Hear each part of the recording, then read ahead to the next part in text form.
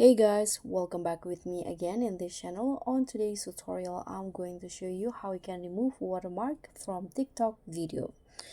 So first, you just need to find the TikTok video that you want to save. Here, after you find it, you can just click on the share button, then copy the link of the video. Tap on copy link, and then you can just open your browser here, and then here on the browser just type in TikTok video downloader, and you'll find there are lots of options, but I usually use this ones right here, the snaptik.app.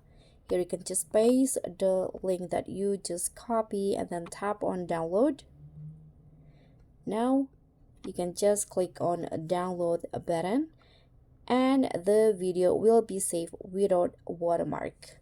So that's all for me. Thank you so much for watching. Don't forget to like, comment, and subscribe. Also click on the thanks. Bye.